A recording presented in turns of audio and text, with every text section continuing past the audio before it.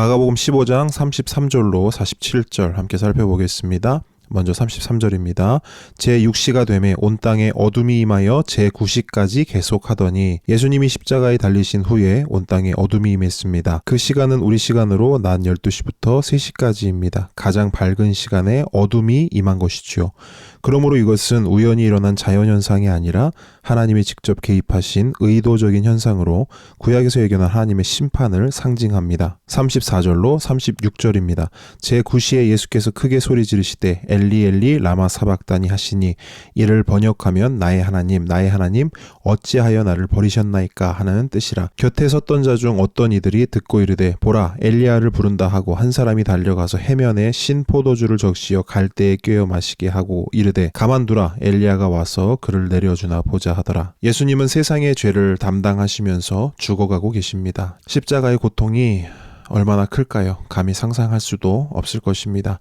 그런데 예수님의 외침을 보시기 바랍니다. 예수님은 십자가 고통 그 자체에 대해서는 말씀하시지 않습니다. 오직 하나님의 버리심과 그 단절을 고통스러워하고 계십니다. 이사야의 말씀을 보겠습니다. 이사야 59장 2절입니다. 오직 너희 죄악이 너희와 너희 하나님 사이를 갈라놓았고 너희 죄가 그의 얼굴을 가리어서 너희에게서 듣지 않으시게 함이니라. 이사야의 말씀에 의하면 죄는 하나님께 버려진 상태, 하나님과 단절된 상태를 말합니다. 그러므로 이 고통은 그 어떤 고통과도 비교할 수 없습니다. 단언컨대 인간이 경험하는 가장 치명적이고 본질적인 고통은 바로 이 죄의 고통일 것입니다. 그런데 이 고통은 누구의 것입니까? 아담 안에서 죄를 지은 모든 인간의 것입니다. 그래서 모든 인간은 이 고통을 가지고 태어나지요. 그리고 그 고통 속에서 살다가 그 고통 속에서 서서히 죽어갑니다. 그럼 죽으면 끝이 날까요? 아닙니다. 죽은 후에는 영원한 죄의 고통 속으로 들어가게 되는 것이죠. 그게 바로 지옥입니다. 그런데 이러한 죄의 결박을 끊기 위해서 예수님이 십자가에 달리셨습니다. 모든 인간의 죄를 짊어지고 모든 인간이 받아야 할 죄의 징계를 대신 받고 십자가에 달리신 것입니다. 그리고 그 죄의 고통을 온몸으로 경험하시면서 소리치십니다. 엘리 엘리 라마 사박다니. 예수님은 이 말씀을 아람어로 외치셨습니다. 그래서 곁에서 이 광경을 지켜보던 사람들은 예수님이 엘리야를 부른다고 생각했습니다. 그때 어떤 사람은 예수님께 신포도주를 주면서 엘리야가 그를 구원해 주는지 지켜보자고 말합니다. 이는 예수님이 죽어가는 마지막 순간까지도 저들의 놀잇감이 되고 저들의 조롱감이 된 것을 보여주고 있습니다. 37절로 38절입니다. 예수께서 큰 소리를 지르시고 숨지시니라. 이에 성소 휘장이 위로부터 아래까지 찢어져 둘이 되니라. 예수님께서 마지막으로 외친 큰 소리는 요한복음에 기록된 다 이루었다입니다. 그렇게 예수님께서 숨지신 순간 성소의 휘장이 위로부터 아래까지 둘로 찢어졌습니다. 이를 통해 성소와 지성소의 구별이 없어지게 됩니다. 성전도 필요 없게 됩니다. 인간 제사장도 필요 없습니다. 희생 제사도 더 이상 필요 없게 되었습니다. 이제 인간이 하나님께 나아가는 길은 오직 단 하나뿐인 것이지요. 바로 예수 그리스도입니다. 39절로 41절입니다. 예수를 향하여 섰던 백부장이 그렇게 숨지심을 보고 이르되 이 사람은 진실로 하나님의 아들이었도다 하더라. 멀리서 바라보는 여자들도 있었는데 그 중에 막달라 마리아와 또 작은 야고보와 요새의 어머니 마리아와 또 살로메가 있었으니 이들은 예수께서 갈릴리에 계실 때에 따르며 섬기던 자들이여 또 이 외에 예수와 함께 예루살렘에 올라온 여자들도 많이 있었더라. 예수님이 돌아가신 후 마가는 가장 먼저 백부장에 대하여 기록합니다. 백부장은 예수님의 십자가 처형을 집행하는 로마 군인이었습니다. 그는 예수님이 십자가에 매달려 있던 6시간 동안 예수님에 대한 여러 가지 이야기들을 들었을 것입니다. 이처럼 백부장은 예수님과 예수님의 죽음을 가장 객관적으로 가장 가까이에서 지켜본 자입니다. 그러므로 그가 내린 결론은 어쩌면 가장 객관적인 결론일지도 모르겠습니다. 그런 그가 내린 결론은 예수님이 진짜 하나님의 아들이었다는 것입니다. 여러분, 이 고백은 너무나 놀라운 고백입니다. 예수님을 하나님의 아들로 고백한 사람은 마가복음을 통틀어 오직 그가 유일하기 때문입니다. 마가복음은 예수님을 하나님의 아들이라고 선언하며 시작하지요.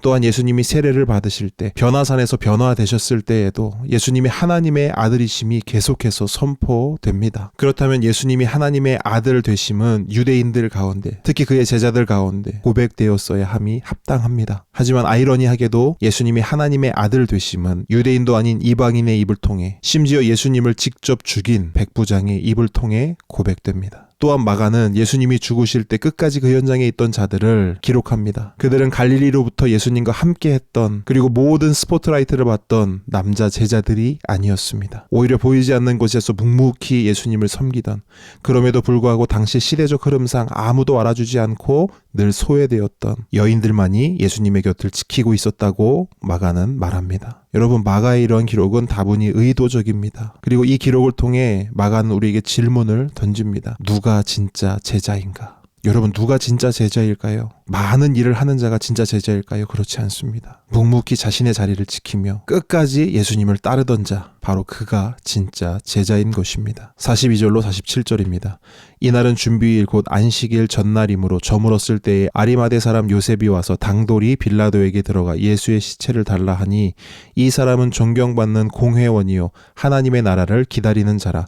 빌라도는 예수께서 벌써 죽었을까 하고 이상히 여겨 백부장을 불러 죽은 지가 오래냐고 묻고, 백부장에게 알아본 후에 요셉에게 시체를 내주는지라. 요셉이 세마포를 사서 예수를 내려다가 그것으로 싸서 바위 속에 판 무덤에 넣어두고 돌을 굴려 무덤 문에 놓음에, 막달라 마리아와 요새의 어머니 마리아가 예수 둔 곳을 보더라. 예수님은 준비일이었던 금요일에 죽으셨습니다. 그래서 그 시신을 십자가에서 내려 매장하는 일을 서둘러야만 했습니다. 안식일이 해질 무렵에 시작되기 때문이죠. 이 일을 아리마대 요셉이 진행했습니다. 그는 담대히 빌라도에게 예수님의 시신을 달라고 요청합니다.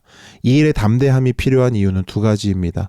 먼저 그는 유대인들의 존경받는 공회원으로서 십자가에서 죽은, 즉 저주받은 자의 시신을 요구할 수 있는 위치에 있지 않았습니다. 만약 이 일이 유대인들에게 알려질 경우, 공회에 알려질 경우 그는 공회와 유대인들에게 지탄을 받게 될 것이기 때문입니다. 또한 로마에 대한 반역죄로 죽은 예수님의 시신을 요청하는 것은 그 자체로 예수님을 따르는 자로 간주되는 행동입니다. 그러므로 그는 예수님처럼 십자가형에 처하게 될 수도 있었던 것입니다. 그러나 그는 담대히, 당돌히 예수님의 시신을 요구합니다. 그럴 수 있었던 이유에 대하여 마가는 그가 하나님의 나라를 기다리는 자였기 때문이라고 기록하고 있습니다. 빌라도는 예수님의 생사 여부를 묻고 요셉에게 시신을 넘겨줍니다. 요셉은 예수님을 세마포로 싼 후에 자신이 소유했던 무덤에 장사 지냈습니다. 그리고 돌을 굴려서 무덤 입구를 막았습니다. 이는 그가 죽은 후에 부자와 함께 있었도다 라는 이사야 53장 9절의 말씀을 성취하는 것입니다. 그리고 막달라 마리아와 요새의 어머니 마리아가 그 장소에 있습니다. 그들의 장례 문화에 따라 안식일이 지난 후에 예수님의 시신에 향품을 바르기 위해서 그 장소를 확인한 것입니다. 이와 같이 예수님은 십자가에 달려 죽으시고 매장되셨습니다. 그리고 이것이 바로 예수님이 이 땅에 오신 이유였습니다. 마태복음 20장 28절입니다.